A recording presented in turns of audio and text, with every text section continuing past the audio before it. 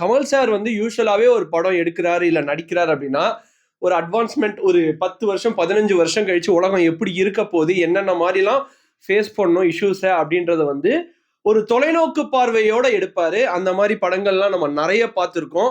But அந்த டைம்ல நம்மளுக்கு அது புரியாது, செலிப்ரேட்டும் பண்ணல. அதுல ஒன் ஆஃப் த மூவி அன்பே சிவம், எவோகேட்டிவ், அதுக்கப்புறம் ப்ரொவோகேட்டிவ், இந்த ரெண்டு கான்செப்ட். ஸோ எவோகேட்டிவ் அப்படின்னா ஒரு விஷயத்த சொல்லும் போது அந்த விஷயத்துல ஒரு இனிமையும் ஒரு அழகும் ஒரு தெளிவும் ஒரு பிக்டோரியல் ரெப்ரசன்டேஷனா அதை நம்ம நினைச்சு பார்க்கும்படி சொல்றது. இன்னொரு விஷயம் என்ன அப்படின்னு பாத்தீங்கன்னா ப்ரொவோகேட்டிவ். சொல்லும் போதே வந்து அப்படியே உங்களுக்கு வந்து பயமோ இல்ல கோபமோ இல்ல அருவருப்பு தன்மையோ உருவாகிறது.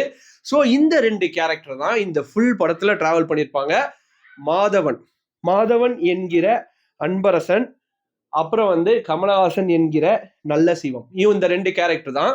ஸோ படம் ஃபுல்லா நீங்க பாத்தீங்க அப்படின்னா ஒரு ஜேர்னி மட்டும்தான் இருக்கும். அதாவது மெய்யழகன் பார்த்தவங்களுக்கு இந்த படம் ரொம்ப ரொம்ப பிடிக்கும். ஃபுல்லா அந்த படம் ஃபுல்லாவே ஒரு ஸ்ட்ரேஞ்சருக்கான ஐடியாலஜி.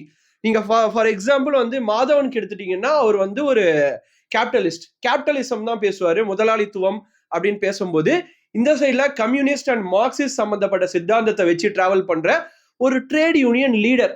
அதாவது சம்பளம் அதிகமா வேணும், எங்கள் உழைப்பு கேட்ட ஊதியம் வேணும் அப்படின்னு சொல்லி கேட்டு வாங்குற கமலஹாசன் சைடு ஒரு சைடு, இந்த சைட்ல வந்து முதலாளித்துவம் அப்படின்னு இருக்கவங்க ரெண்டு பேரும் ஒன்னா டிராவல் பண்றாங்க.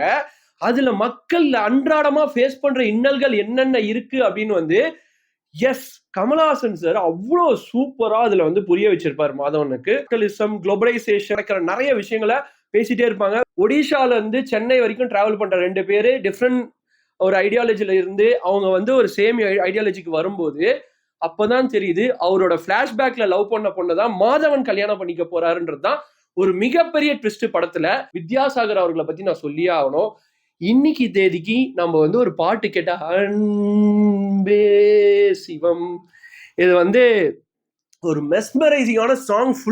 படம் ஃபுல்லா டிராவல் ஆகும். படத்துல கமலஹாசன் சார் வந்து ப்ரோஸ்தட்டிக் மேக்கப் கிட்டத்தட்ட 6 மணி நேரம் கிட்ட போடுவாராம். அந்த மூஞ்சி ஃபுல்லா அடிபட்டு ஆக்சிடென்ட்ல அடிபட்டு அதெல்லாம் வந்து அவ்வளோ நேரம் போடுவாராம். அது மட்டும் இல்லாம அவர் போட்டிருக்க கிளாஸஸ் -5 ஒரிஜினல் டாக்டர் பிரெஸ்கிரிப்ஷனோட அதை போட்டிருப்பாராம். அதுக்கப்புறம் அதை வந்து நியூட்ரலைஸ் பண்றதுக்கு லென்ஸ் யூஸ் பண்ணுவாராம். இதெல்லாம் பண்ணியிருக்காங்க. அதுக்கப்புறம் ஒடிஷால ஏற்பட்ட வெள்ளத்தை வந்து இங்க நம்ம சென்னை அண்ட் வைசாக்ல செட்ஸ் போட்டு எடுத்திருப்பாங்க. இன்னும் நிறைய விஷயங்கள் மெனக்கெட்டாலும் இந்த படத்தை வந்து சுந்தர்சி அவர்கள் ஒரு இன்டர்வியூல சொல்லும் போது அப்ப பெருசா கொண்டாடல.